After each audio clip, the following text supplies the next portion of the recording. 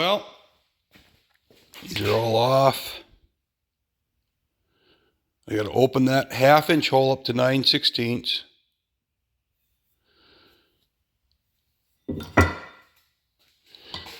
And tap it.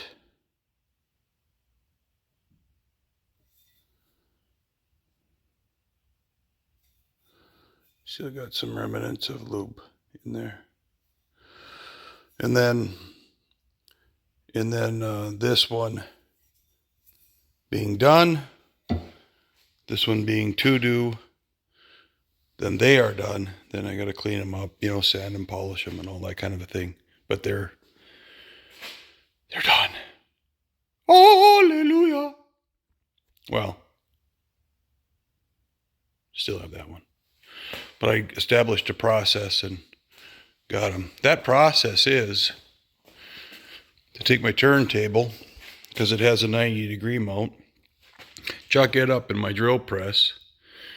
That I don't have a collet or a taper for this, so I just use that to line up my my tap and get my tap started. It's not a good use of a chamfer, and then I have my vise mounted to this. I dial it in, plumb it out, and I'm stepping into it with a drill, and then just finishing it with a 2-flute end mill, 9/16. So that's my first oversize. I think that's 33, 60/4.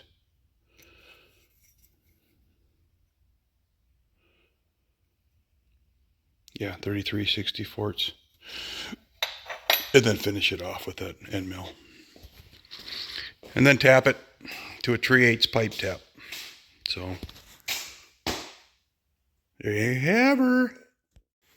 Hey guys, so basically at this point I took and I'm going to shrink this a little bit. I took and started cleaning it up. You can see I got the edges all cleaned up and the surface other than water stains on it all cleaned up. Did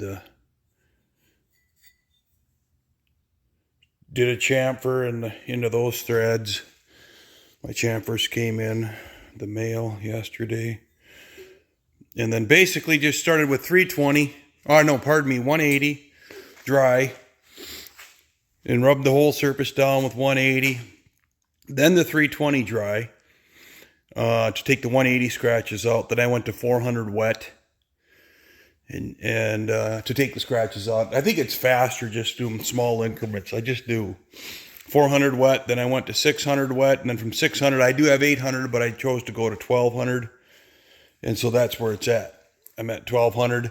Now, of course, that is a satin finish. I can go and polish it right now. Hit it with polish and add some structure and some what do you want to call that? Oil, dirt resistance to it by polishing it out. I don't know yet if I'm going to take it out to 2,000, 2,500, 3,000, and then polish it. Jury's out, because I don't have a lot of chrome on here. I don't want a lot of chrome on here. I don't know if these should stand out or not. I'm getting the plugs in and the fittings, and those are all black. Everything's going to match, all the way up from the hose. It's going to match what I got going on right here. That color and those ANs.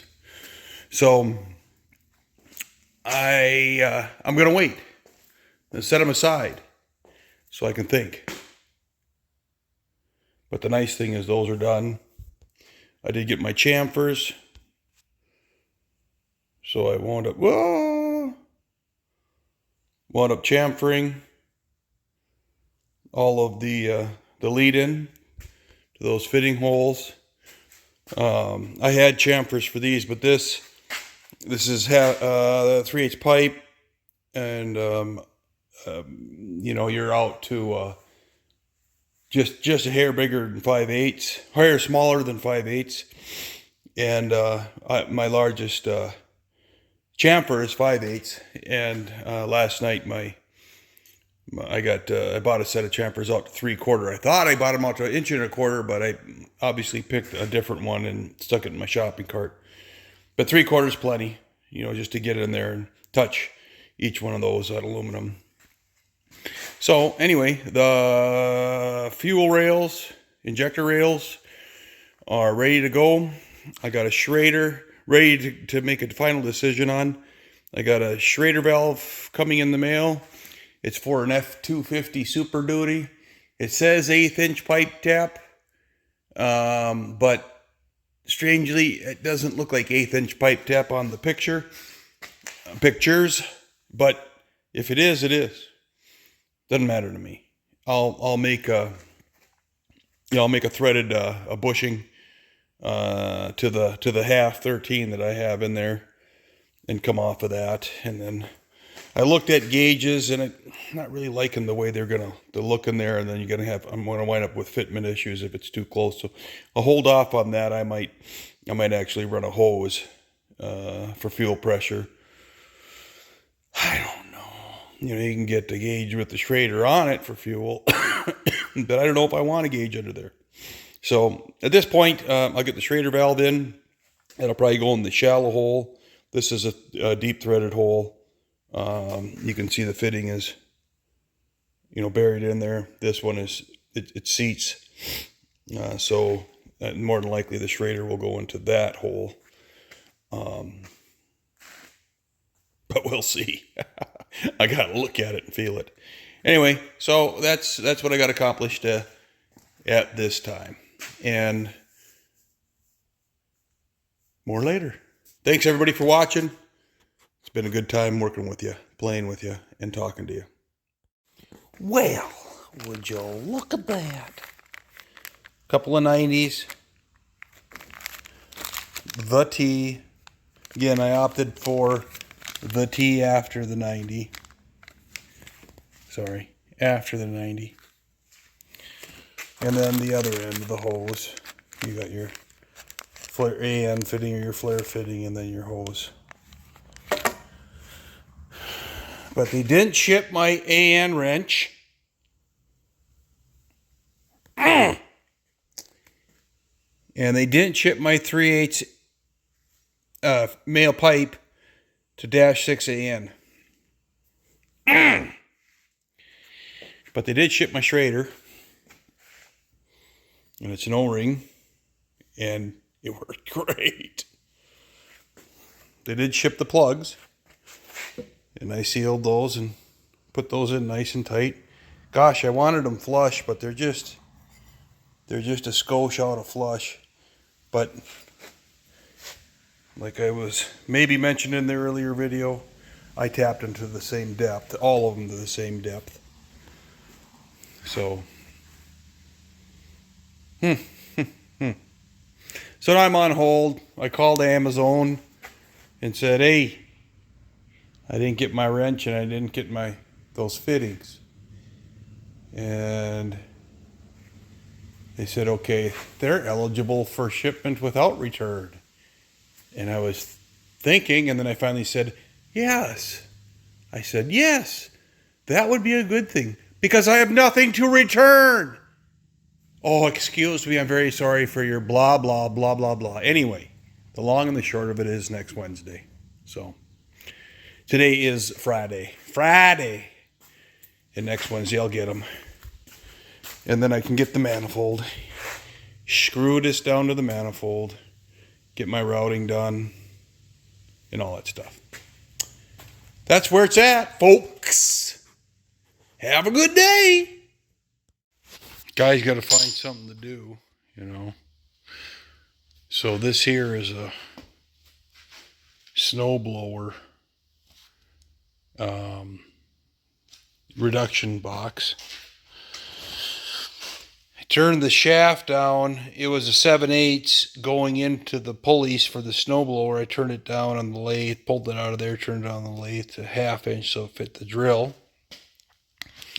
And then lopped off where the snow thrower augers went. And then cleaned out the inside and put the fill tube on the top, filled it up with the gear lube. Put a carrier on this side that came off the snowblower. Okay, and then this will be I think I'm getting a 60 tooth for the top and a 12 tooth for the bottom, so that'd be 5-to-1 reduction. And also, this shaft happens to be the same diameter as this shaft. They're both 1 inch. If I need to mill a flat spot, but they're 2 keys, I guess. It doesn't matter. Anyway, so these wind up being the same diameter. That was purely luck. But so I'll put I got the gear diameters like 9 inches, and then this one's like 2.17 inches. Running a number 40 chain on it. And then I just ran a 1/2 inch cheap Walmart drill my wife got me. You can see I did a linkage down to the bottom. I got it plugged in. And I'll put a foot pedal down here that'll allow me to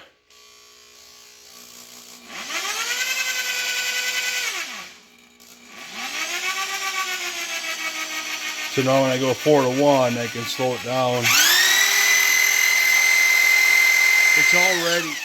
It's already 10-to-1. So it drills like 12 or 1300 RPM, and this is a 10-to-1 reduction. It's 120 RPM. I go down 5 of that, right? What is that? 550, 5 into 12, 5 into 10, 2, 24 RPM. Variable speed, but I'll be able to multiply the torque, number 1, again, and number 2, get it to crawl. So I know all this looks goofy, and I just welded in blocks, and I can finish trimming all this out if I want. I welded a bunch of 1/2 inch tubes onto it to hold the dies. I had to extend this one because of those dies right there are longer. I'm not looking at looks, I guess. I'm looking at functionality. I'll put a floor on it though, and then this will have a foot pedal right here, so you can run it. And then I'm just going to function it off the drill. I'm not going to move switches around.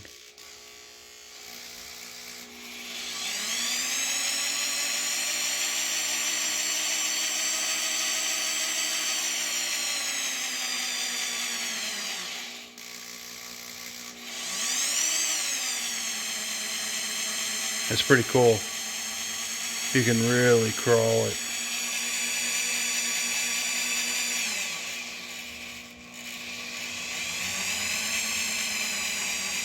But I want to crawl. I want to go as slow as possible. That's about as low as I can get it.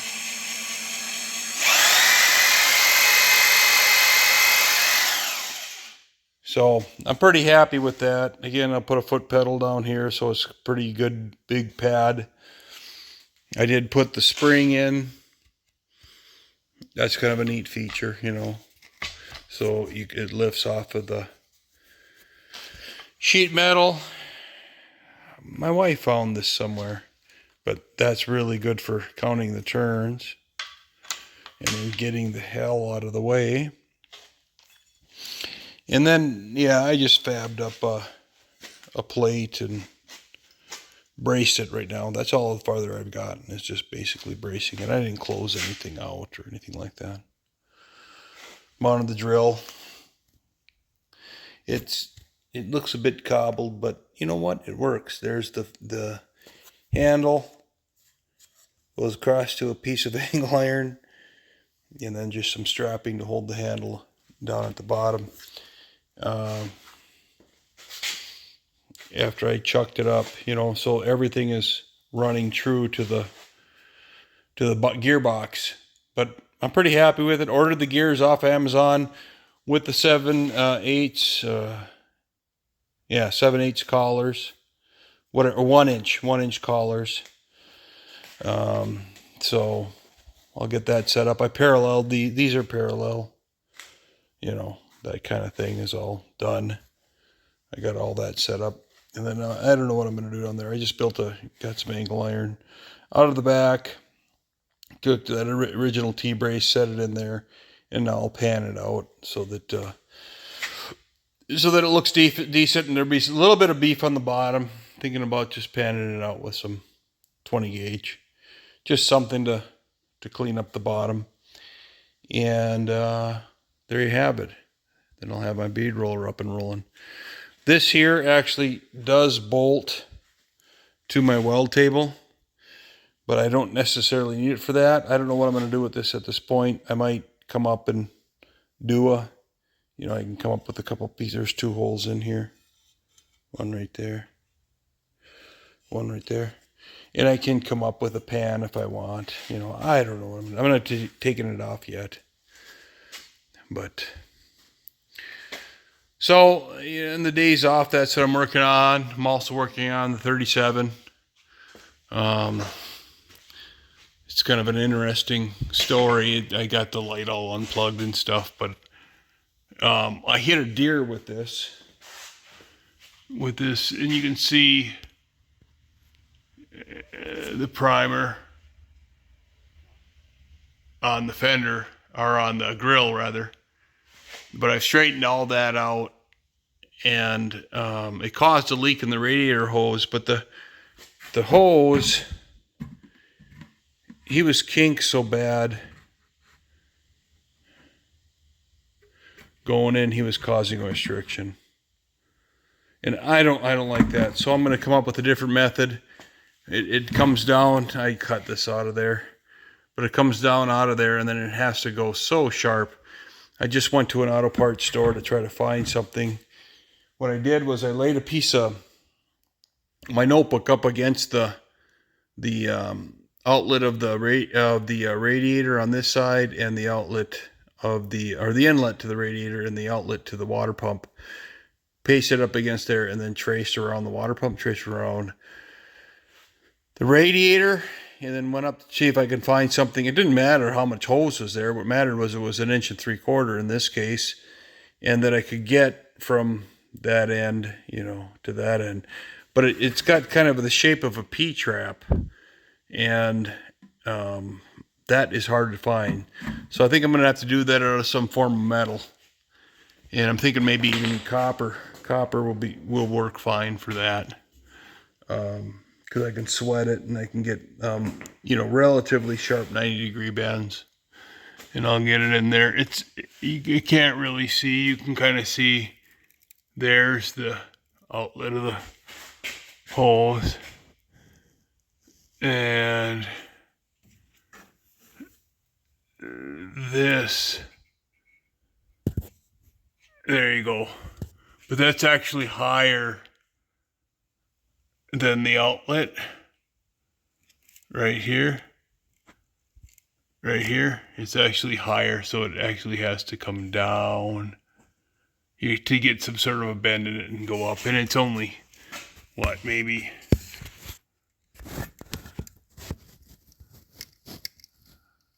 not even 8 inches apart, 6 inches maybe at the most. So I got to come with a better solution. So I'm working on that. Get that done, because I want to drive this. I haven't been driving it because it leaks radiator. It leaked antifreeze. But and I want to build the grill for it. I destroyed the grill when I hit the deer. So, and the fortunate thing is that it hit the deer on the grill, right up in this area. It smashed up the grill, and I've hammered a lot of that out. And then now I go to work on the rest of it. So that's what's going on, because I'm waiting for eBay on that. Thanks, guys. Hey, guys. Just a couple of quick updates. Excuse me. I did get the fittings in for the AN lines, and I got my AN wrench in. I picked one of those up. It wasn't a huge deal. But the most important thing is these. Now, they haven't been cleaned. You can see the laser marks on them, the dirt, and I'll need to go around and just dress the edges and stuff on them. But this is the AutoCAD drawing. I created the DXF file, and I modeled this after those clips there. So if I set it beside it, okay, so I'm going to put a 1/2 inch bend right on that line. This is 500 thou right there. So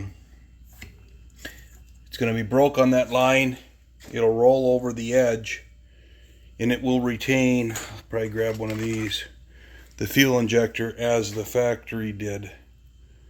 See that little slot in there? So get it against the wall here. Yeah, you got the plug in the way.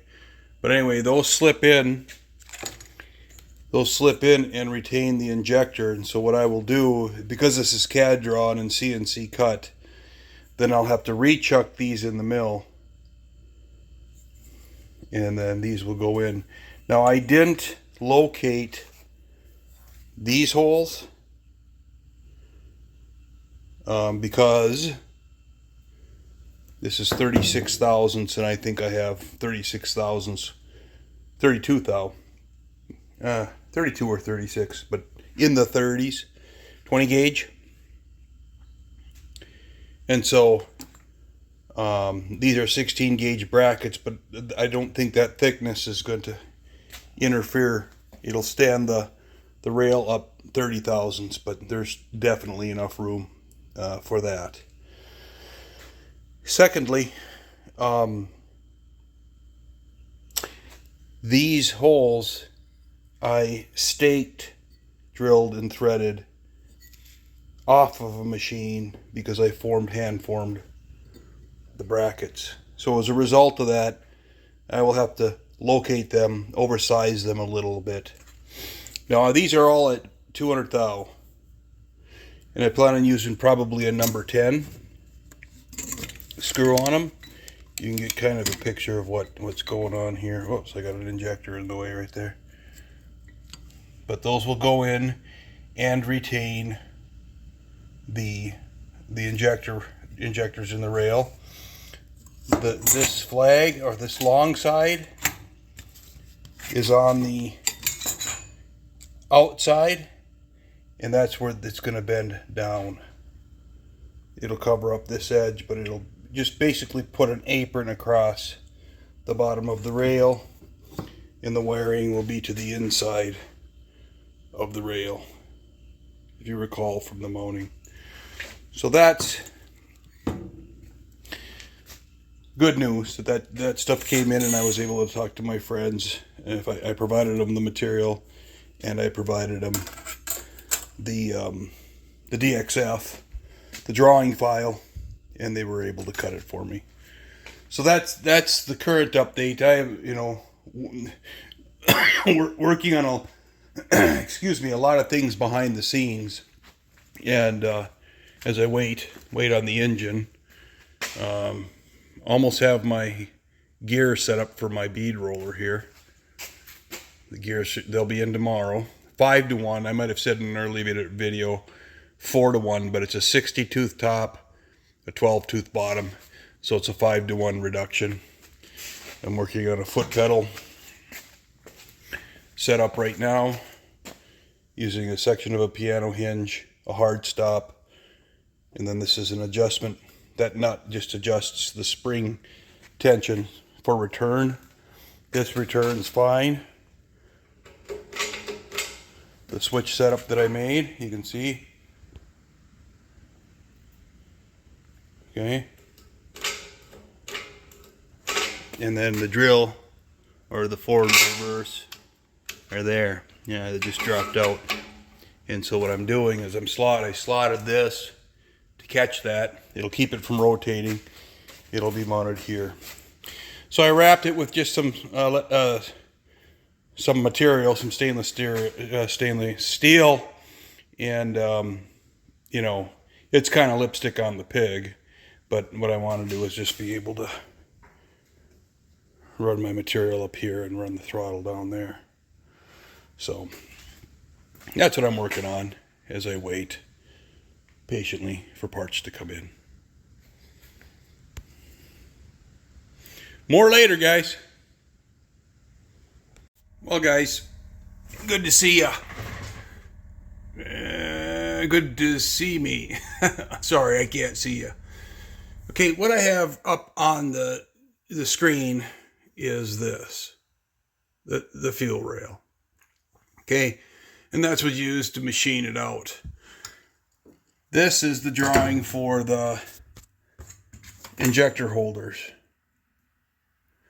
Okay, so what I did is overlaid the injector holders, and I'm identifying the location of all the holes to support the holder down through the injectors into the slot to retain them into here.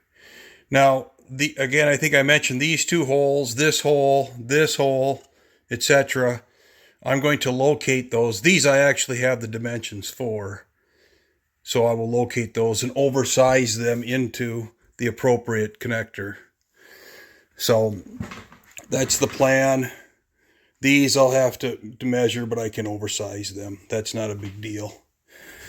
So now that I've got my updated drawing, I print it out. That's what was on the screen, and identify the distances I'm going on the X and Y plane. So what I did, these were in. These I did manually with the drill press. I identified all of the holes, piloted them, drilled them, and now I'm in the process of tapping them.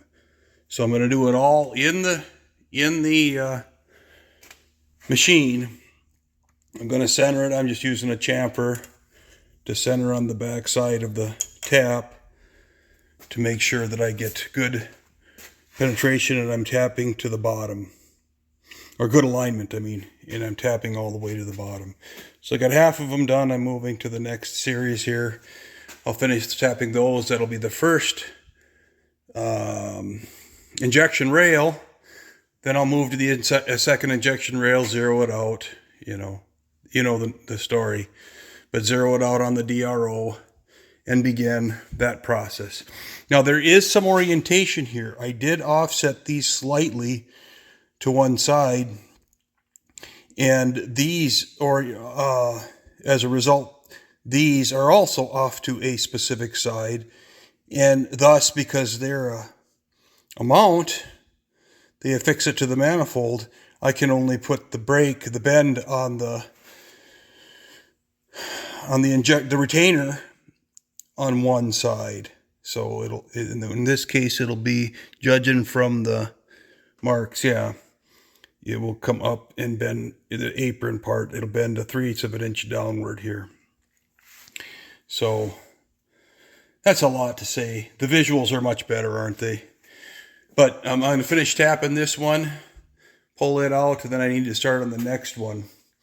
But anyway, this guy lays in here, and I was wrong. It lays in here this way. And there will be a 0.375 down. These, of course, are symmetrical. They were laser cut, so in any event, that is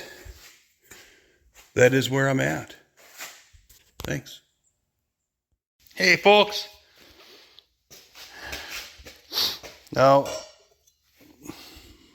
I did machine the two unique pieces. I finished everything up. Got the slotted holes for the mounts. I got the large holes for the ports.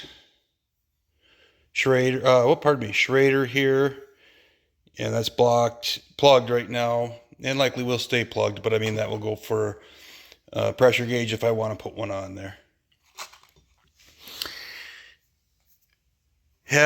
Took it to a buddy with a 10-foot brake. He ran it through the time saver,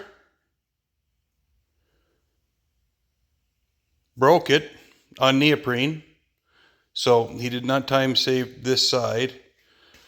He wanted to keep the orientation correct because the orientation was critical. Even though they're identical parts, these are not located such that it, of course, you can see that they're off to one side, so the orientation becomes critical. So now this will support and hold the injectors in. Those will tie them down to the manifold. I'm using all stainless steel machine screws, all number 8, 32. And I can assemble it back together when I get new injectors, because this assembly then will just onto the manifold. So I'm right now researching injectors, and man, there's a litany out there. You can get them from overseas. You can get them from locally. I personally haven't purchased a lot of injectors. And so, should I stick with Bosch? And of course, the resounding noise will be yes, for longevity. I'm wondering, mine are actually Siemens, and I've got a contact who worked in the automotive industry and did a lot of electronics and a lot of work specifically with Bosch, one of their largest clients. So over in the Michigan area. So I'm gonna reach out tonight, have a conversation with him about what's the best approach, and rely on his information. And then at that point, I'll order those up, get those coming, and go from there. Don't remember if I showed a video, but 4 of the 8 injectors have cracks in the side of them. And plus the vehicle, I know it had, a gazillion miles on it because of the way that it was. I never did look at the odometer, but they need replaced. I shot them and did all that, and they checked out and that. But then you get to thinking, for the couple $100, they range from $25 to $50 an injector, maybe up to $70 an injector. This particular 5.2 liter, 22 or 24 pound injectors, I don't have the sheet with me, are in that price range. So I'm looking at 25 times 8 for $200 to $400 for injectors. It's still a lot of bling, so I'd like to make sure that I make a good educated decision. So that's what I'm doing with that. The other thing is, another tidbit, I did get the chain in today for that, and boy, am I satisfied. I'm going to just lead into it here a little bit.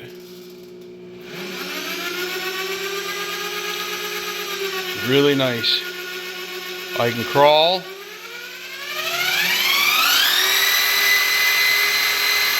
That's it. Max speed.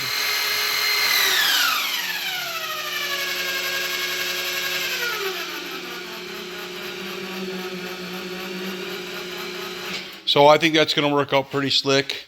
Maybe I'll try. I did put a piece of 18 gauge here. I don't know where I'm at here, but we'll give it a whirl. I'm just doing this with my one hand, but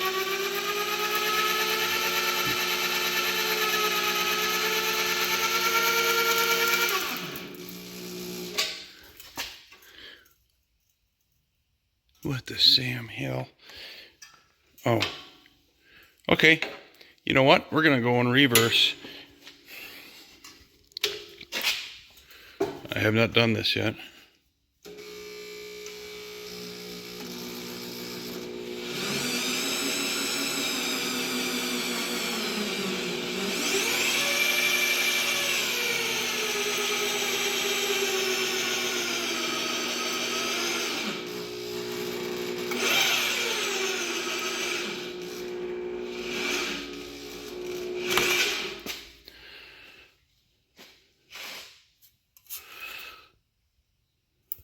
Got a little too close to the edge there, but come on. Pretty cool. I know, for those of you that are wondering, that snowblower on a turn count on the input to the rotation on the output was 11 to 1. And then, of course, this is a 60 and a 10, so that's 5 to 1. So I'm 55 to 1 reduction on a hyper on one of those. So it does work. How long it'll last? No idea. Fun little project. You can kind of see it's just kind of cobbled together. I could put lipstick on the pig and do all that, and definitely that's a danger area. But at this point, that's as far as I got. The chain came in the mail today, and I just slapped it on. So there you have it. These are all over the internet, guys doing this to these things. And that's what motivated me. So it was worth a try. The results, the control over a hand crank is phenomenal. I did that one-handed, but I have my foot, so I'm still using two extremities to run it. And you can get substantially better control than running a crank, breathing, and fiddle farting around with the rest. I rolled that piece of stainless out of it. That's 20 gauge stainless. It takes a little more. There's a lot more spring in stainless. It takes a little more, but that's realistically a two pass on one and 3 pass on the other. So I'll put that with that. That's what we got going. Thanks for the time.